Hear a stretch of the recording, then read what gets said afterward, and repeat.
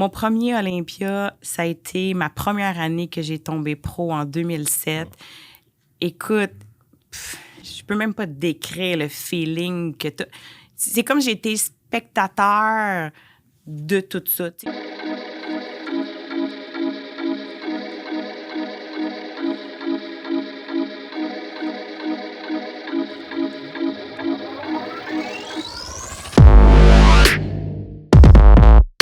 Salut tout le monde, bienvenue au podcast. Cette semaine, je reçois Myriam Capes, qui a été une athlète dans les compétitions de fitness pendant des années, qui était à l'Olympia et maintenant qui est plus dans le domaine financier. Donc, bienvenue Myriam, je suis super content de t'avoir aujourd'hui. Comment ça va? Ça va super bien, merci. Merci de l'invitation, Jacob. C'est un plaisir d'être là aujourd'hui. Ça fait plaisir. Quand je t'ai connu, je pense que soit que tu étais encore dans le top Olympia ou que tu terminais ça, tu as fait une cinquantaine de compétitions pro, fait que même pas, là, sans compter les amateurs dans le fitness. Comment ça a commencé, ça, le désir de compétitionner, le monde du fitness, parce que tu as fait ça pendant 17 ans. On s'entend que le 17 ans, c'est pas mal moins populaire que ce l'est aujourd'hui. Comment ça a commencé tout ça? Ouais, ben, en fait, moi, j'ai un parcours de gymnaste. Donc, j'étais dans la gymnastique de l'âge de 4 ans jusqu'à l'âge de 17 ans. Puis, quand j'ai arrêté à 17 ans, c'était un petit peu forcé contre moi. En fait, là, j'avais plusieurs blessures qui ont fait en sorte que j'avais juste pas le choix d'arrêter à ce moment-là. Mais j'ai toujours été dans la performance, puis, tu sais, dans l'élite, là, tu sais, même jeune, j'étais collège privé, première de classe dans les programmes enrichis. Puis, en parallèle, ben, je faisais 30 heures de gymnastique par semaine en sport-études. Fait que ça a été comme mon parcours de jeunesse. Fait que j'ai pas eu de jeunesse, en fait. Puis à l'âge de 17 ans, ben, j'ai comme eu ma petite phase de délinquance, là, comme tout le monde, là, la normalité, rien de trop grave. Puis à un moment donné, ben, il y a un de mes amis qui m'a dit « Ah, tu sais, tu fais rien, viens donc au gym avec moi. » Au gym, qu'est-ce que je vais faire au gym? Tu sais, je savais pas pour vrai quoi aller faire. Fait que j'ai fait ce que je connaissais, de la gymnastique, fait que du stretching, des trucs comme ça. Puis un entraîneur qui est venu vers moi, puis il me dit « Hey, il dit, t'es donc bien flexible. Il dit, tu sais, t'as un bon dos, des bonnes épaules. Veux pas les gymnastes, on est toutes faites pas mal en V, tu sais. » Fait que, il dit, des compétitions de fitness, ça t'intéresserait pas. Puis là, on remonte dans quelle année, là? On remonte en 2002. 2002, fait qu'il n'y avait là, pas Instagram. Pas mon âge. Il n'y avait pas Instagram, il n'y avait pas le hype qui est autour de la compé. Ça, moi, dans le fond, ce que je voyais à la télé, c'était à RDS, OK? Puis c'était Miss Fitness Universe, puis c'était Sylvia Tremblay que je voyais à l'époque. Puis je disais à ma mère, « Man, je veux faire ça, tu sais. » Mais il n'y avait rien là, de tout ça, là. Tu sais, tu savais pas où aller, il n'y avait pas de... Il n'y avait aucune publicité, puis les réseaux sociaux, c'était nul, là, tu sais, à cette époque-là. Fait que le gars en soi, Steve Tremblay, peut-être qu'il y en a que ça va ring a bell, c'est lui qui m'a approché. Puis je suis retournée chez moi à la maison, puis mes parents m'ont toujours supporté dans tout ce que je faisais. Puis j'ai dit, moi, j'aimerais vraiment là, comme embarquer. Il m'a dit, OK, parfait. Combien ça coûte? Go. Fait que le lendemain, j'étais dans son bureau en train de me faire mon premier programme d'entraînement, ma première diète. Et je m'inscrivais pour ma première compétition en 2002, qui était la Coupe Pro Gym à l'époque, au Cégep Marie-Victorin. Et puis, c'est de là que ça a commencé. Fait que c'était vraiment une expérience... Tu sais, je savais pas dans quoi je m'embarquais, là. Dans le vide, je savais même pas, Jacob, comment poser. Il y avait personne qui m'avait expliqué. On m'avait dit, t'as 2 volets. Tu sais, en fitness, on a la chorégraphie. Ça, j'avais eu une chorégraphe, j'avais tout monté ça. Mais le côté posing, tout ça, personne ne m'avait dit. Là, moi, je suis arrivée sur le stage, j'ai fait mes quarts de tour à peu près avec des souliers que personne ne m'avait dit non plus. Fait que j'avais des grosses plateformes. Tu sais, comme, il y avait rien de tout ça, mais c'est de là que ça a commencé. Puis dans le fond, c'est ça, toi, tu compétitionnais en fitness qui tu sais, maintenant, t'as le bikini qui est très populaire, mais le fitness, ce que je trouve vraiment impressionnant, c'est que ça combine une routine gymnaste, que tu pourras peut-être expliquer un petit peu plus tantôt, et du posing aussi. Puis moi, ce que je trouve fou, c'est comme avoir fait pas mal moins de compé que toi, mais tu sais, à la fin, quand t'arrives sur le stage, tu brûles les têtes, mais là, vous autres, vous faites des backflips, un paquet d'affaires, tu sais. Exact. Puis c'est vraiment, j'imagine, c'est vraiment ton background de gymnaste qui était comme, regarde, ça fit vraiment, qu'est-ce que je veux. Oui, bien c'est ça. Dans le fond, pour moi, les compétitions de fitness, c'était comme un peu la poursuite du Olympic Dream que j'avais comme gymnaste. Puis on le sait que les gymnastes au Canada, là, même si j'étais dans comme le meilleur club de gymnastique, avec des filles qui allaient justement sur les sélections sur le team olympique, c'est tellement difficile. Tu sais, tu peux pas comparer avec les Russes, les Chinois, les Américaines. Tu sais, fait que même si tu fais du 30 heures par semaine, c'est pas assez. Là. Tu sais, les Chinoises, ils les enlèvent de leur famille étant jeunes là, pour justement les former pour ça. Tu sais, la gymnastique, c'est un sport extrêmement difficile, extrêmement de discipline. Donc, c'est sûr que les compétitions de fitness, ça a été pour moi comme une façon de poursuivre ce rêve-là. J'ai pas fait le rêve de les Olympiques, mais le rêve de Olympia. Fait qu'on fait juste changer une coupe de lettres. Fait que c'est vraiment ça là, qui m'a comme amené à vouloir continuer. Mais au début, je savais pas dans quoi je m'embarquais. Là. Vraiment pas. Ta première compé, t'as-tu gagné? T'as-tu bien placé? Ça a-tu bien été? À l'époque, j'ai fini 2e sur 4 parce qu'il y avait quand même un petit peu plus de filles quand même, mais j'ai gagné meilleure chorégraphie parce que j'ai toujours été reconnue, en fait, pour mes chorégraphies dues à mon background de gymnaste. Puis, c'est de là où j'ai fait comme, OK, wow, hey, je veux continuer. Quoique, à l'époque, j'avais 17 ans, à ma première compétition. Personne comprenait, mes amis, tout ça. Ben voyons donc, tu manges ça. Tu sais, même ma mère, tu sais, juste pour donner une idée, ma mère, elle me supportait vraiment. Mais tu sais, la diète, là, quand t'as 17 ans, puis j'étais tout petite, là, tu sais, ma première compétition, je pesais 98 livres, là, sur scène, là, tu sais. Puis c'est parce que j'avais musclé, là, parce qu'à l'époque, je pesais 90 livres à l'âge de 16-17 ans, tu sais. Fait que j'ai toujours été tout petite. Puis là, ben, tu sais, la diète, comme ça, non, je pouvais pas. J'étais pas capable. Pour vrai, là, j'ai quasiment honte de dire ça, mais c'est la réalité, là, on dit les vraies choses. Tu sais, des shakes de protéines, là, tu sais, c'est sûr que ça a évolué, là, les saveurs, les goûts. J'étais pas capable. Puis, tu sais, je disais, je vais mettre une cuillère de Quick dedans, tu sais. Comme ça, ben ça va comme mieux passer, tu sais. Mais je me rappelle, j'étais au cégep, mon shake était dans ma case, il était chaud. Fait que là, tu sais, rien pour aider, là. J'ai vraiment eu de la misère avec la diète, là. Dans les débuts, là, c'était comme, oh non, ça fonctionnait pas, là. Fait que là, t'as fait ta première compé. Ouais. Après ça, tu sais, c'était quoi le chemin de ta première compé à là, tu tournes pro? Ouais. Fait que dans le fond, ma première compétition, Coupe Pro Gym 2002. Après ça, ben là, c'était comme une compétition de calibre régional. Donc là, il fallait que je fasse les provinciaux à l'époque qui étaient avec la... comment ça s'appelait à l'époque? Quelque chose FC, APQ. Ah ouais, c'est ça, là. Puis après ça, c'est devenu la APQ, là. Bon. Mais moi, c'était de la FCP, AQ, là. Je sais même plus, ça fait tellement longtemps.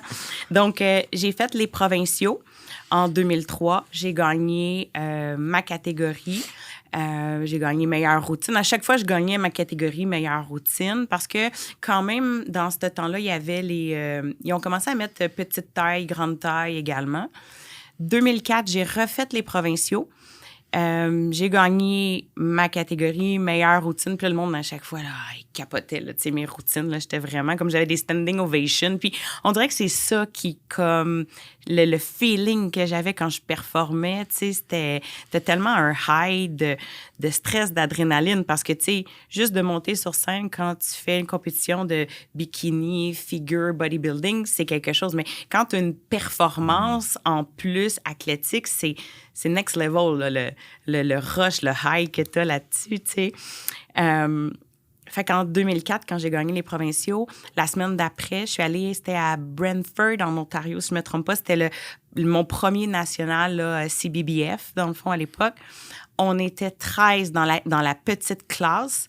Et j'ai gagné ma catégorie et j'ai gagné la meilleure routine aussi. Là, j'étais comme, wow. Puis à l'époque, je compétitionnais contre Mindy O'Brien. Puis c'est elle qui avait gagné sa carte de pro cette année-là, en 2004. Puis je regardais Mindy, puis j'étais comme, OK. Là, c'est là que j'ai eu le déclic. Je veux être IFBB Pro. Comme c'était ça comme mon next goal, tu sais, là. Donc, j'ai vraiment continué dans cette voie-là. Fait que 2005, j'ai encore gagné le championnat canadien. Mais j'étais jeune, là, tu sais, là, j'avais 21 ans à l'époque. J'ai gagné ma classe, j'ai gagné la meilleure routine. Puis là, ben, ils m'ont pas donné la carte de pro, le overall, parce que je pense que j'étais jeune aussi. Puis ils voulaient comme me laisser maturer. Puis tu sais, c'est sûr que tu tombes dans le cours des grands après, là, chez les pros. Fait que tu sais, à 21 ans quand même. Mais la troisième année, fait qu'en 2006, Mais là, j'ai retourné, j'ai gagné ma classe, j'ai gagné meilleure routine et j'ai gagné mon titre de IFBB Pro à l'âge de 22 ans, que j'étais comme, wow, OK, là, tu sais, c'était finalement, là, tu sais, après toutes ces années-là. Mais c'est ça, ça a été vraiment mon parcours amateur jusqu'à professionnel. Puis à travers tout ça, ben, tu sais, j'allais quand même à l'école. Moi, j'ai toujours mené de front école, études, travail, tu sais, il n'y a rien qui m'arrête, là. Donc, j'étais au cégep, j'ai fait mes sciences de la nature. Puis, pendant que j'étais dans mon parcours pour aller chercher mon titre, j'ai fait ma technique policière complétée. Là. Il y en a peut-être plusieurs qui savent pas ça. Mais oui, j'ai été en TP à Maisonneuve. J'ai gradué. J'ai juste pas été à Nicolet parce que pour moi, tout le long, c'était, je disais à mes profs, quand ils me disaient « Qu'est-ce que tu veux faire? Toi, tu veux te diriger où après? » Tu sais, moi, je vais être championne du monde. Moi, mon rêve, c'est d'être Miss Fitness Olympia. C'est pas d'être policière. Là. Ça, c'est mon plan B. Parce que j'ai pas le choix, parce que mon père va pas me laisser faire mes compétitions. Tu sais, c'était vraiment ça. Là. Donc, c'est pour ça que j'ai fait en parallèle ma technique policière. Tu dirais d'où ça vient, cette drive-là, de toujours vouloir performer, de toujours vouloir être la meilleure, de faire plein d'affaires en même temps, puis de gérer aussi tout ça? Hein? Bien, je pense que je suis née un peu là-dedans. T'sais, si je regarde mon père comme la pomme, elle tombe pas loin de l'arbre. Là. Mon père est vraiment comme ça. Là. C'est toujours été... Je vois mon père comme un grand homme, qui a toujours... Je vais pas dire il y a rien eu de tout cuit dans la bouche. Il a vraiment eu beaucoup de succès parce qu'il a travaillé fort, puis il a toujours été dans plusieurs domaines. Tu sais, il a commencé à travailler dans une shop, puis après ça, il a décidé, lui, que c'était pas ça qu'il voulait pour sa famille. Fait qu'il s'est recyclé, il est allé chercher ses licences pour travailler dans le domaine, justement, des services financiers. Parallèle à ça, il a été dans la politique, il a eu des immeubles, il a été impliqué dans plein de comités. Tu sais, mon père, c'est un homme qui touche à tout, à plein de choses. Fait que c'est sûr que je suis comme née là-dedans. J'ai toujours été comme ça. Puis, tu sais, j'ai un frère, puis on est totalement à l'opposé, là. Tu sais, là, moi, je suis comme tout le temps celle qui veut plus, puis plus. Puis, je pense un peu... C'est de même que tu te valorises dans la vie, je pense. Tu sais, sinon, la vie, c'est quoi? Tu te lèves chaque matin... Puis, tu sais, c'est travail, dodo, tu sais, tout le temps la même routine un peu redondante. Donc, je pense que pour moi, c'est ça qui me stimule, c'est ça qui me motive de c'est quoi le prochain but que je vais atteindre, c'est quoi le prochain objectif. Puis, contrairement à plusieurs personnes qui vont dire, ben moi, j'atteins ça, puis OK, c'est assez. Mais non, moi, on dirait que c'est comme tu mets une bûche de plus, là, tu sais, dans le feu, puis c'est vraiment ça qui me motive, tu sais. Ouais, je sais pas, je suis comme ça. Puis comment tu fais pour jongler avec le fait d'être... Tu sais, parce que de toujours vouloir plus, ça met une certaine pression de comme toujours vouloir avancer. Mais il faut aussi pas que tu oublies d'où ce que tu viens puis d'être reconnaissant de ce... Tu sais, comment tu jongles un peu avec le fait de comme... T'es jamais satisfaite, mais j'imagine que t'es heureuse à travers le processus aussi. Tu sais, j'ai l'impression que c'est une genre de dichotomie, ça. Comme, c'est-tu quelque chose que tu as eu à travailler, que tu vis, ou toi, c'est juste comme... Ben, tu sais, pour vrai, des fois, c'est comme je me réveille puis je me dis, tabarnouche, quand je regarde mon parcours, mais en même temps, tu sais, pour moi, c'est juste comme... What's the next move? Tu sais, il n'y a pas comme... Fait qu'on dirait que c'est juste la normalité des choses. C'est un process, puis c'est là que je m'en vais. Puis comme un peu comme tu dis, do the work, tu sais. Pose-toi pas 1 million de questions. C'est comme, OK, c'est quoi la prochaine chose? Puis c'est ça que je fais. Fait qu'on dirait que c'est comme un peu naturel. Puis tu sais, des fois, j'en prends conscience, justement, tu sais, quand le monde... Tu sais, je parle avec du monde, puis là, ouais, ben tu sais, j'ai fait ça. Tu sais, quand tu commences à nommer ton parcours puis tous tes accomplissements... c'est là où tu réalises que, ouais, OK, il y en a beaucoup dans mon bagage, tu sais, des choses. Fait que c'est plus là que j'en prends comme conscience. Mais je pense que oui, je pense que les high performers, là, tu sais, là, ils ont jamais... Ils ont ça un peu, l'internel insatisfait. Je suis quand même reconnaissante, tu sais, pour tout ce que j'accomplis, puis tout ça, tu sais, puis je suis fière, tu sais. Puis ça, c'est quelque chose que j'ai comme un peu de difficulté à... Comme parce qu'il y a une limite entre être fière te prendre pour un autre aussi, tu sais, de rester humble dans ton succès. Je pense que c'est super important, puis tu sais, de rester que les gens peuvent venir te parler, tu sais, parce qu'il y a des gens... Pour moi, IFBB, c'est IFBB, Olympia, c'est Olympia, parce que j'ai été là tellement de fois que c'est pas tant wow. Tu sais, comme, je sais pas, tu sais, la perception, mais il y a des gens pour qui c'est, hey, wow, hey, t'es IFBB Pro, t'as fait tant d'Olympia, tu sais, comme, mais pour moi, c'est normal, tu sais. Fait que je me prends comme pas au sérieux dans tout ça, tu sais. Pour moi, c'est juste comme, c'est normal, Jacob. Hein?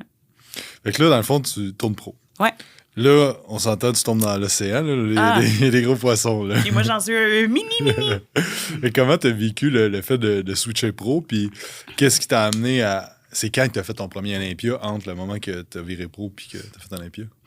Ben, j'ai tombé pro en 2006 et mon premier concours pro, c'était au Texas en 2007. Fait que tout de suite, comme 8 mois après, let's go. À l'époque, je ne parlais pas très bien anglais. Donc ça a été un gros challenge de me faire comprendre parce que tu t'en vas là aux États-Unis, tu sais pas où tu t'en vas. Ça a vraiment été un gros challenge pour moi. J'ai fini par apprendre l'anglais. Aujourd'hui, je peux dire que je suis parfaitement bilingue. On pourrait faire l'entrevue en anglais puis ça serait aucun problème. Mais tu sais, quand même, c'est un défi en soi. Puis j'étais jeune, là. Tu sais, là, j'avais 22 ans parce que c'était pendant l'été puis mon anniversaire était un peu après. Fait que 22 ans, premier show pro. Je finis avant-dernière, mais je gagne meilleure routine pareil, tu sais. OK. Quelques semaines après, là, c'est en septembre, oui, parce qu'Olympia, à l'époque, était en septembre à Vegas. Je m'en vais à Santa Susana, en Espagne, et je finis deuxième. Donc, dans ce temps-là, les qualifications étaient un petit peu différentes. C'était pas juste la première place qui se qualifiait, c'était vraiment le top 3. Donc, deuxième show pro, je me qualifie Olympia, qui est la semaine d'après. Donc, je reviens de l'Espagne et je repars pour Vegas. Je comprenais rien. C'est comme pour vrai, c'était comme... Puis c'était drôle parce que j'avais déjà booké mon voyage à Vegas avec une amie pour y aller en tant que spectateur. Tu sais, elle me dit, gars, ça serait le fun. Moi, je fête mes 35 ans, je veux être là-bas. Fait que pourquoi qu'on se planifie pas un trip de Las Vegas de filles? Puis si tu te qualifies, tu vas compétitionner. Mais là, elle, tout le long, là, moi, je m'en vais. Ma chum, c'est la Miss Olympia. Là, elle arrêtait pas de dire ça. Je suis comme, OK, arrête. Là, tu sais, comme pour vrai. Là, tu sais, je pense qu'elle réalisait pas comme l'ampleur de ce que c'était. Puis moi non plus, là, pour vrai. Fait que mon premier Olympia, ça a été ma première année que j'ai tombé pro en 2007. Écoute, je peux même pas te décrire le feeling que tu... C'est comme j'ai été spectateur de tout ça. Tu sais, je l'ai pas vécu parce que c'était au-delà du réalisme pour moi, tu sais. Puis je me rappelle, ça a été le feeling le plus weird de toute ma vie. Quand j'ai fait ma routine, tu sais, il faut comprendre que je venais de revenir d'Espagne. T'as 6 heures de décalage avec Montréal, puis t'as un autre 3 heures par l'autre côté à Vegas. Fait que j'avais 9 heures de décalage dans le corps. J'avais 2 compétitions back-à-back, 2 déshydratations. Tu sais, comme tout le processus, mais 2 fois. Puis là, ben, tu parles d'Olympia, là. Tu sais, fait que pour vrai, j'ai performé ma routine, Jacob, puis je sais même pas comment j'ai fait. J'avais même pas l'impression que c'est moi qui performais. C'était comme, tu sais, là, j'étais comme un pantin, là. Tu sais, tout était comme slow, mais vite en même temps. Puis je chantais, tu sais, comme le niveau de nervosité était tellement élevé que, genre, j'avais aucun... J'étais comme engourdie dans mon corps, là. C'était vraiment weird, là, tu sais. Puis... comme, c'est pas grave, c'était mon premier Olympia. Je comprenais rien à l'anglais. Toutes les filles étaient là, « Oh, hi, you're from Montreal. » Tu sais, comme tout le monde essayait d'être comme gentil avec moi, puis j'étais comme épeurée, là, à la limite. Là, tu sais, c'était comme Adela Garcia, qui était la Miss Olympia, tu sais, qui était comme mon idole que je voyais sur tous les magazines, puis elle était là à côté de moi, là, tu sais, là, comme Jen Undershot, tu sais, comme ça, c'est... On remonte, là, back in the days, là, les vieilles filles du temps. Puis je compétitionnais avec mes idoles, là. C'était quelque chose en soi, mais c'était un moment que je vais me rappeler comme vraiment toute ma vie. Puis, mais de grosses fatigues. Là. Après, là, j'ai crashé. Le soir, j'ai dormi sur la table au restaurant. Puis on avait un tour d'hélicoptère, puis j'ai dormi dans l'hélicoptère dans le Grand Canyon. Tellement que, tu sais, comme après ça, là, j'étais exténuée. Là. C'était comme un coup que ça a tout tombé, là, le stress puis l'adrénaline. Fait que ça a été mon premier Olympia. Hein. Wow. Fait que là, dans le fond, tu pars, puis là, tu as fait une 50aine de compétitions pro. Ouais. Puis là, est-ce que ça a tout le temps été Olympia? C'est-tu tout le temps requalifié? Ça a été quoi ton parcours après ça de Olympia à... T'as fini 2e en année? Ouais. Tu sais, c'est quoi ce parcours-là, là, cette autre phase-là, si on veut? Fait que dans le fond, après ça, ben, le but, tu sais, tu tombes pro, tu fais ton premier Olympia, puis après ça, c'est je gagne Olympia. Tu sais, fait qu'on le sait, moi, je suis une high performer, puis tout ce que je veux, c'est gagner, être au top, être la meilleure. Fait que ça n'a pas changé. Fait que là, ben, il faut que tu te requalifies à chaque année pour Olympia, à moins que tu fasses partie. Là, tu sais, ça a tellement changé avec les années. Je pense qu'à l'époque, c'était le top 6 qui se requalifiait pour Olympia. Donc là, à chaque année, j'ai fait en moyenne 4 à 5 compétitions pro par année de 2018. Je veux dire, peut-être jusqu'en... Tu sais, vers la fin, j'en faisais moins parce que je me requalifiais automatiquement. Fait que j'avais plus tant besoin. Mais j'ai fait plusieurs années consécutives avec des 4-5 compétitions pro par année. C'était très dur sur le corps, très dur sur le budget aussi, on va se le dire. Très dur pour la vie on the side, tu sais, parce que ça, c'est un univers fermé. Tu sais, on pourra en parler, tu sais, de toutes les répercussions adjacentes dans tes autres sphères de vie. Mais j'ai fait 4 compétitions en moyenne dans l'espoir de me classer dans le top 3. Mais tu sais, là, t'es dans la cour des grands. Tu recommences en bas de l'échelle. Puis peut-être que la première année, ça a été une chance en soi, le fait que la compétition soit en Europe, qu'il y avait moins de filles et tout ça. Donc après, je compétitionnais contre les tops, puis c'était les tops qui étaient là à chacun des shows. Puis là, tu te dis, pourquoi qu'elle vient le faire, elle, cette compétition-là? Elle est déjà classée, tu sais, là. Fait que... Mais en 2008, j'ai pas réussi à me classer pour Olympia. J'ai fini, mon dernier show, c'était Atlantic City. J'ai fini 4e, tu sais, fait que j'ai manqué par une place mon classement. Ça a été très difficile comme remonter la pente. Mais après ça, là, c'est parti. Fait que 2009, 2010, 2011, 2012. Là, à chaque année, je me classais pour Olympia. Donc, en 2009... Là, c'est peut-être que je perds un peu, là, mais je pense qu'en 2009, j'ai fini 6e à Olympia. En 2010, j'ai fini 4e.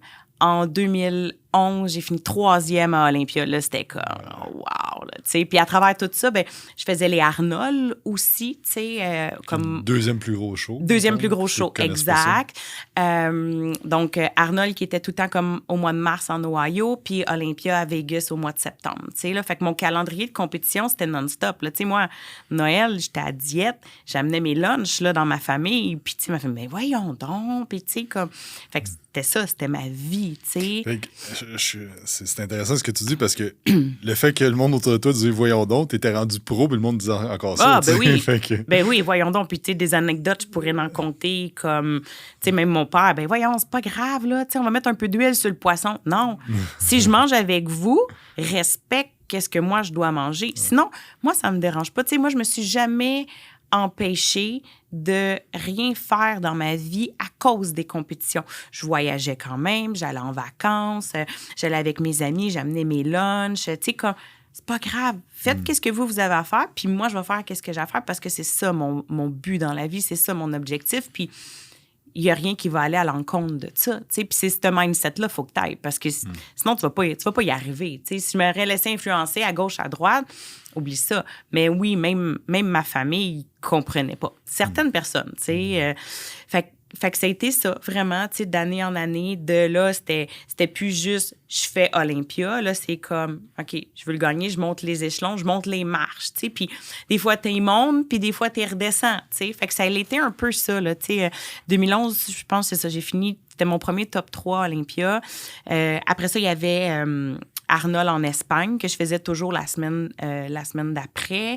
Tu sais, fait qu'il y avait quand même là, plusieurs Arnold aussi à l'international où je participais.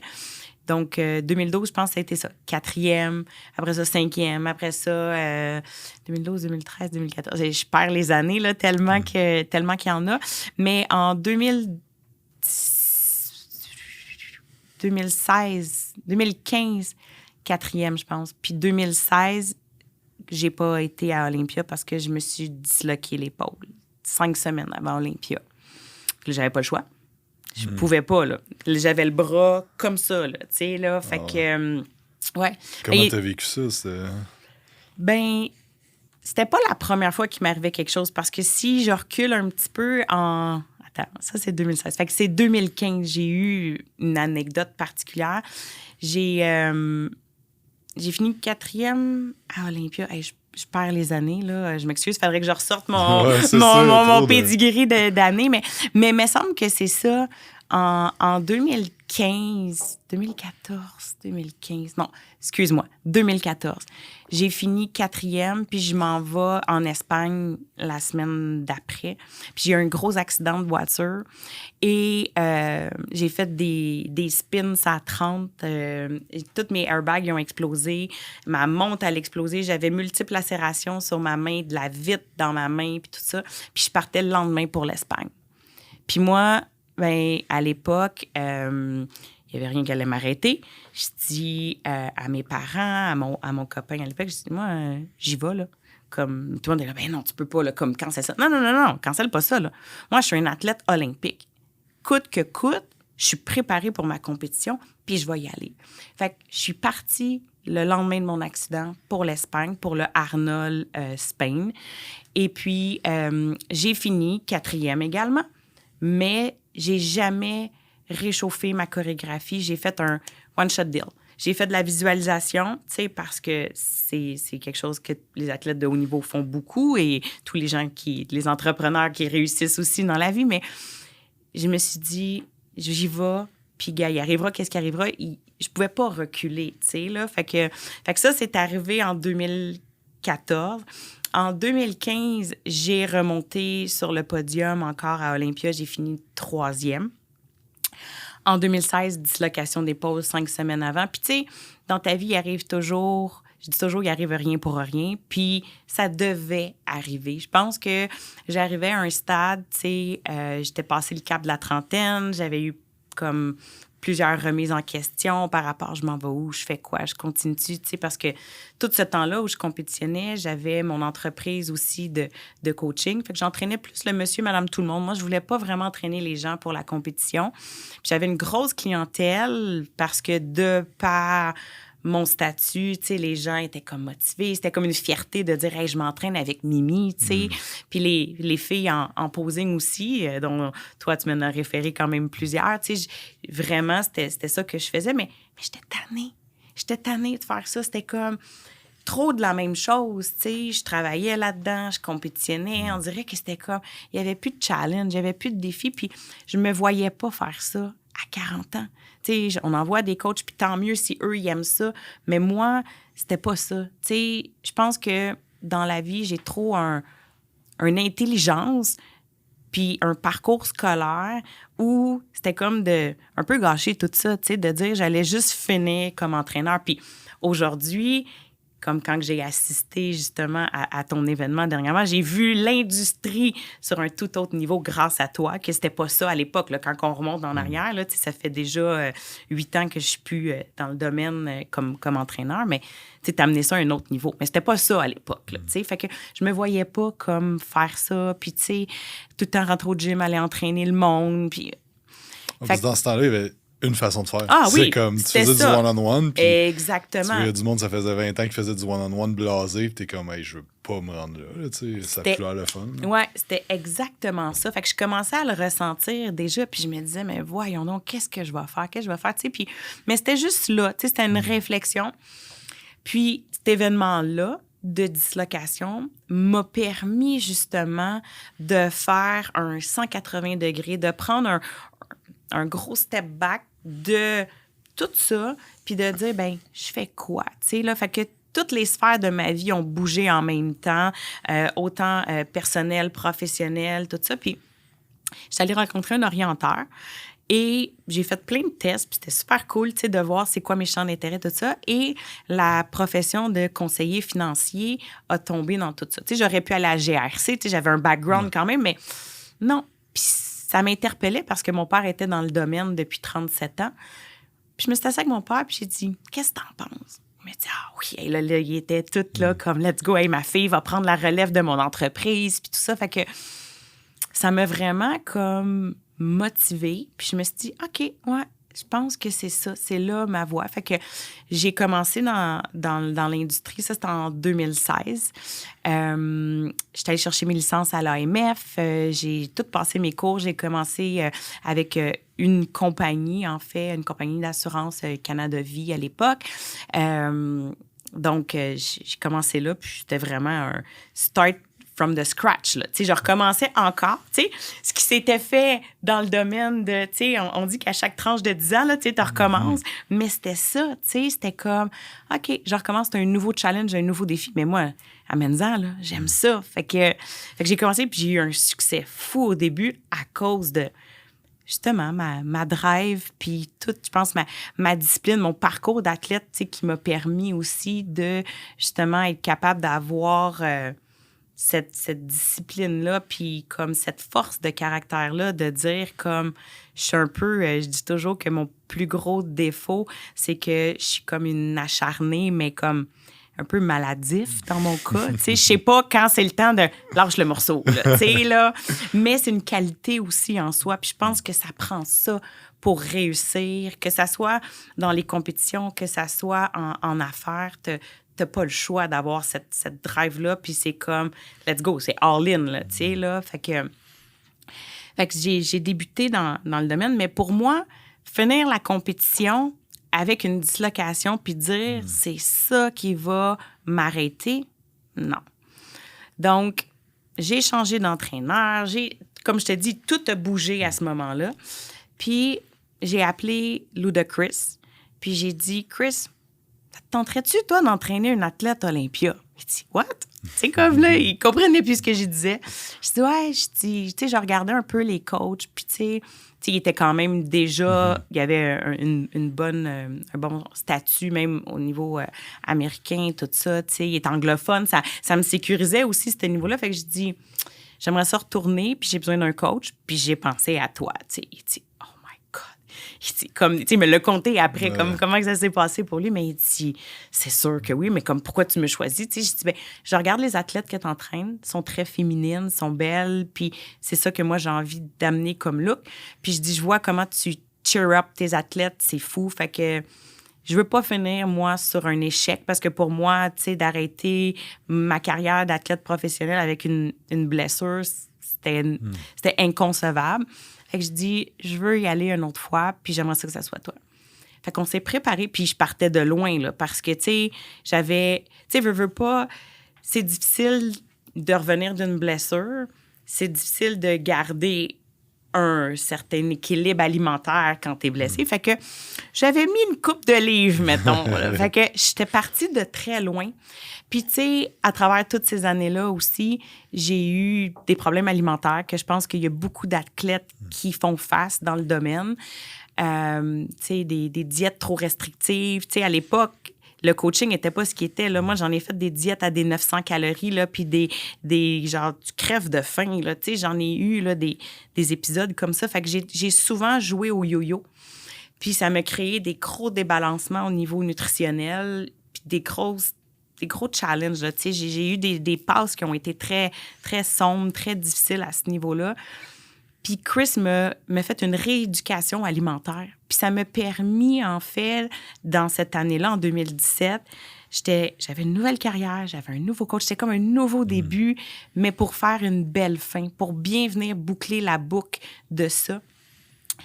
Puis on est allé compétitionner en Floride, là, la ville m'échappe, mais j'ai gagné à Tampa. C'était à Tampa, celle-là, parce que j'en ai fait d'autres en Floride. Tampa Pro, j'ai gagné première place. C'était le dernier show pour te qualifier pour Olympia de la saison. Première place, puis tout le monde était comme « Wow, what a comeback! » là, comme le plus beau physique, comme c'était du jamais vu, genre. Fait que là, j'étais comme « OK ». Puis un mois après, je pense, ou 6 semaines après, c'était Olympia, tu sais. Fait qu'on s'en va à Olympia, puis je finis 2e à Olympia. J'étais comme, wow! Tu sais, cette année-là, c'était ma plus belle année, toutes sphères confondues, tu sais, tout était tellement parfait, tu sais, quand que ça coule, puis tout ça, puis je finis deuxième, puis moi, je dis à Chris, that's it, I'm done. Il dit, Il dit Oksana, qui était la runner-up, qui était la championne du moment depuis plusieurs années, se retirait à ce moment-là. Fait que Chris, il dit, tu peux pas te retirer, Mimi. Il dit, one more try. Il dit, tu sais, et puis là, après ça, c'est toi, là, la favorite. Il dit, tu vas regretter toute ta vie, tu sais, de pas y avoir été, tu sais. C'est ça qui est dernière fois. Fait que 2018. Ouais, 2018. Mais là, il n'y a rien qui n'est pas arrivé dans ma vie. C'était, autant que l'année d'avant, c'était la plus belle des années, la plus facile pour vrai. 2018, ça a été comme... Mon père a fait une crise cardiaque. Il a fallu que je m'incorpore, que je prenne la relève de l'entreprise 2 ans après un début d'une nouvelle carrière, m'en aller dans le domaine du courtage, qui est comme une méchante grosse bébite, que comme j'avais pas le choix. Tu sais, cette opportunité-là, je pouvais pas passer à côté. Elle était comme offerte comme sur un plateau d'or. Puis c'était comme, c'est là ou jamais. Mais là, j'étais un peu comme tiraillée entre les compétitions. Je voulais finir ma carrière. Je voulais, tu sais... Mais j'ai décidé que je faisais tout en même temps. Fait que j'ai repris la relève de l'entreprise à mon père qui était comme prévu initialement 5 ans après mon début dans cette nouvelle carrière-là. 2 ans après. J'ai commencé dans le courtage, j'ai tout fait. J'ai eu mon premier Mimi Capes classique aussi cette année-là. J'ai eu un dégât d'eau chez nous qui m'a mis en dehors de chez moi pendant presque 6 semaines. Les travaux n'étaient pas finis. J'étais retournée chez nous. J'avais l'impression de vivre là, dans un terrain de camping. Je faisais mes œufs dans le salon avec mon frigidaire. Tu sais, c'était le bordel. Là. Tu sais, là, il n'y avait rien. Puis on sait quand tu es en préparation. Puis là, c'était mon année. Là. C'était l'année de toute ma carrière. Tu sais, il aurait fallu que tout soit comme bien placé, bien structuré pour optimiser ma performance. Mais là, c'était tout chaotique. Là. Ça marchait pas. Là. J'ai eu une grosse blessure aussi. Je me suis, je veux dire, éclaté le talon en pratiquant ma chorégraphie. Ça m'a suivi tout le long de ma préparation. Je pouvais pas pratiquer comme... avec toutes mes capacités. Donc, j'ai eu plusieurs challenges, un décès aussi dans ma famille, tu sais. J'étais allée quand même à Olympia. J'ai fini 3e, mais pour moi, là, ce 3e-là, même si j'étais la favorite, puis c'était mon année, c'est pas grave. Ça m'a comme permis de dire comme, t'as été capable de passer au travers de tous ces challenges-là, puis ça vaut plus qu'une première place, que le titre de Miss Olympia. Puis tu sais, là, j'étais à mon 10e Olympia, là. J'ai fait comme, OK, c'est assez. J'aurais pu, sachant que moi, je suis une acharnée maladive, dire, OK, je remonte, je disais tout le temps ça, je monte sur mon cheval de course, parce que moi, c'était ça. Tu sais, les compétitions, pour moi, c'est un échappatoire dans la vie. De quand il y a quelque chose dans ma vie qui allait pas bien, je montais sur mon cheval de course, puis je mettais mes œillères, là, comme un cheval, là, puis j'allais gagner. Parce que moi, c'est ça que je sais faire. C'est quand ça va pas bien, je me trouve quelque chose où je vais performer pour enterrer ce qui va pas. Fait que, mais cette fois-là, j'ai fait comme non, tu sais quoi? C'est assez, tu sais. Puis c'était correct. C'était correct que là, j'accroche mon maillot, mes talons, puis qu'il y avait autre chose qui m'attendait, qui allait, je pense, me stimuler autant, sinon même plus. C'était un autre défi qui était mental au lieu d'être physique. Puis c'était correct parce qu'à un moment donné, un athlète doit savoir être capable de se retirer au lieu de comme s'éterniser, puis là, perdre des plumes, puis de sombrer dans l'échec, puis de sombrer dans une dépression, parce qu'il y a beaucoup d'athlètes, on n'est pas à l'abri de ça. Là, quand tu vas à un très haut niveau, les dépressions majeures, la recherche identitaire, toutes ces choses-là, c'est des gros struggles que j'ai été confrontée, mais que j'étais quand même bien outillée, puis j'ai réussi à aller chercher soit de l'aide ou, tu sais, de tout mon bagage de préparation mentale, puis de tout ce que j'avais acquis pendant ces années-là de compétition, m'ont permis, je pense, de bien transitionner, tu sais. C'est vraiment intéressant. Puis à ce moment-là, fait que 2018, ça a été ta dernière année. Ouais. Puis là, dans le fond, là, tu as vraiment pris l'entreprise. Ouais. Puis là, tu t'es mis, OK, là, professionnellement, ça va être ça mon ex-défi. Puis tu parlais de transition, tu sais, gros chiffre identitaire à faire, puis tout ça. C'est quoi, tu dirais, mettons, à du monde qui vivent un peu cette transition-là? Puis des fois, moi, je la vois, mettons, tu es entraîneur puis tu veux avoir une business, c'est quand même deux identités différentes. Tu sais. Tu passes d'entraîneur à entrepreneur, puis il y a des chiffres identitaires à faire. Puis dans le fond, toi, t'en as fait à plusieurs niveaux. Autant au niveau de la gymnastique à commencer à faire la compé. Après ça, devenir pro, on sentait qu'il y a un chiffre. Comme, qu'est-ce qui t'a aidé le plus? Puis comment t'as vu ça aussi, ce changement-là? Ben moi, je vois que c'est juste positif en soi, tu sais, parce que c'est un objectif de plus à atteindre. Puis je ne sais pas, on dirait, j'ai de la misère à essayer de dire comment, puis tout ça, parce que ça s'est juste comme fait naturel. C'était comme, OK, c'est ça qu'il faut que je fasse. Tu sais, des fois, on se pose trop de questions dans la vie. Hein? Puis je pense que des fois, c'est ça. Le fait que tu te poses trop de questions dans la vie, tu viens te nuire à toi-même. Tu t'auto-sabotes toi-même, tu sais. Fait que pour moi, c'était comme, OK, tu sais, à un moment donné, tu as des remises en question. Tu sais, j'écris beaucoup.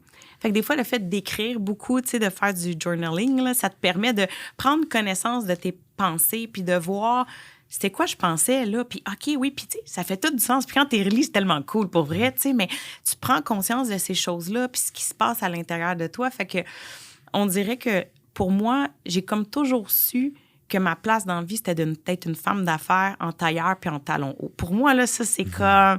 C'est le summum. Parce que, tu sais, être une femme puis être en affaires, c'est un autre challenge en soi parce que t'es moins pris au sérieux, parce que, tu sais, les hommes ont toujours plus de place, surtout en services financiers, encore plus. Dans l'entraînement aussi, tu sais, je veux dire, tu sais, je suis la seule promoteur féminine au Québec, je suis la seule qui a accompli 10 Olympias au Québec aussi, la seule femme, tu sais, mais pour moi, là, ça, là, c'est comme une tape de plus dans le dos de dire t'es une femme, mais c'est pas grave. Tu sais, moi, j'aime ça comme rivaliser avec les hommes, là, tu sais, de dire c'est pas parce que je suis une femme que je suis pas capable. Au contraire, on dirait que ça me stimule encore plus de dire je vais être capable, moi, d'atteindre ça, tu sais.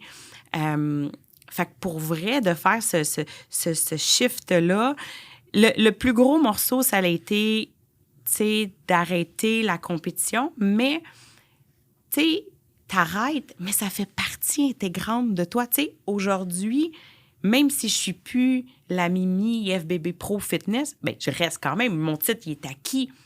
Tu sais, mais toutes les aptitudes puis les qualités que j'ai acquéries à travers ces années-là, je les transpose dans mon nouveau domaine en affaires, puis je fais la même chose. Puis, tu sais, ma routine matinale que je faisais quand j'étais en préparation pour Olympia, je la fais peut-être pas avec autant de rigueur, tu sais, militaire, parce que c'était vraiment ça à l'époque, mais je m'en sers, puis je le vois que quand je me remets dans ce mindset-là, tu sais, le mindset de l'athlète, dans le mindset de l'entrepreneur, fait en sorte que tu arrives à performer à d'autres niveaux que d'autres entrepreneurs font pas. Puis je me le fais dire souvent, c'est ton background d'athlète qui fait que tu es rendu là où tu es aujourd'hui. Puis qu'après, tu sais, comme là, ça fait 8 ans que je suis en service financier, que ça fait 6 ans que j'ai repris l'entreprise de mon père, mais c'est ça qui fait en sorte que j'ai autant de succès, tu sais, puis que là, ben, je me cherche un autre défi. Fait que là, ben, je suis en train de finir mon planificateur financier aussi actuellement, tu sais. Fait que j'ai toujours besoin d'avoir comme 2 choses en même temps. Le show aussi, tu sais, le Mimi Capes, pour moi... Et ça, tu l'expliques pour ceux qui ne connaissent pas le show? Bien, le Mimi Capes, en fait, c'est compétition CPA, de Canadian Physique Alliance, un show de calibre régional. Puis j'ai eu cette opportunité-là, en fait, parce que ça faisait longtemps que je cognais à la porte de la APQ et on n'a jamais voulu me donner un show. Puis je disais, ben, tu sais, je pense que ma notoriété est établie ici au Québec puis que, tu sais, j'aimerais ça m'impliquer dans le domaine.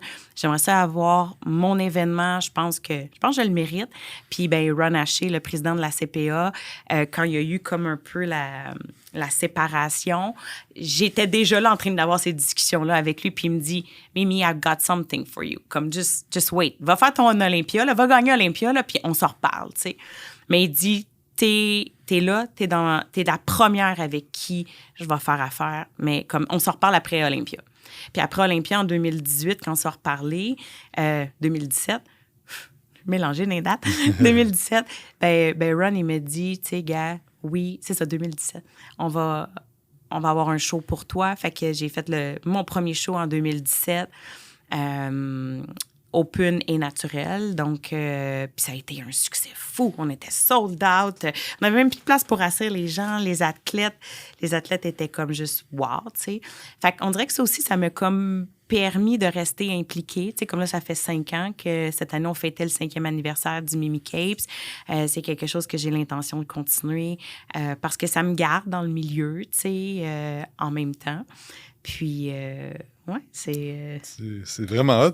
Puis là, qu'est-ce que tu fais, là, tes journées, tes semaines, tes années? Ouais. Là, c'est quoi ton focus présentement? Ben mon focus, c'est vraiment dans mon cabinet de services financiers.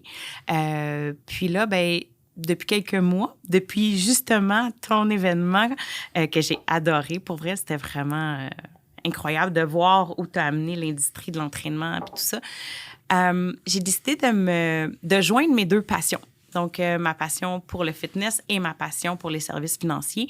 Puis de vraiment vouloir aider ce que j'appelle les fit entrepreneurs. Donc, tous les gens qui gravitent dans l'industrie sportive, tu sais, entraînement supplément, gym zoner, toutes ces choses-là, pour les aider avec leurs finances. Parce que je pense qu'il y a une lacune, tu sais. Comme toi, tu as ton créneau d'expertise, mais ce que toi, tu fais, c'est pas qu'est-ce que moi, je fais. Puis, tu sais, mais de vraiment aider les entrepreneurs qui sont dans ce domaine-là à atteindre un autre niveau de croissance dans leur entreprise, plus au niveau de la gestion des liquidités, quoi faire. Tu sais, il y a tellement de choses, puis il y a tellement d'informations qui est véhiculée un petit peu à gauche, à droite. Puis, tu sais, j'ai été dans ces souliers-là, fait que je le sais. Je suis encore dedans. Je me qualifie encore une fit entrepreneur, même si je suis plus aussi fit que j'étais, là. Mais tu sais, c'est de vraiment pouvoir aider ce créneau de gens-là à atteindre un dream life, parce qu'on va se le dire, on fait tout ça, on est tout en affaires pour avoir plus, pour faire plus, pour avoir une qualité de vie, tu sais. Fait que c'est un peu ça que là, je fais en ce moment. Tu sais, oui, j'ai d'autres clients, monsieur, madame, tout le monde. J'ai beaucoup d'entreprises aussi que j'aide, tu sais, au niveau des avantages sociaux, ces choses-là. Tu sais, là, je fais vraiment de tout là, au niveau du domaine financier. Mais vraiment, ma clientèle cible là, que je suis en train de développer, c'est vraiment pour desservir les fit entrepreneurs, là. Très cool. Écoute, j'aurais 1000 questions encore, mais... On en fera un autre. Oui, on fera part 2. J'ai le cas de petites questions en rafale pour toi. C'est quoi ton cheat meal favori? Je pense sushi. Sushi? Ouais. Méthode d'entraînement favorite? Oh, wow! Maudite bonne question. Je saurais pas te dire. Non, aucune. Il y en a, ça fait tellement longtemps. Je fais de la maintenance en ce moment. Fait que, tu sais... Es-tu plus cardio, muscu? Muscu. Ton livre favori, fiction ou non-fiction? Mon livre favori?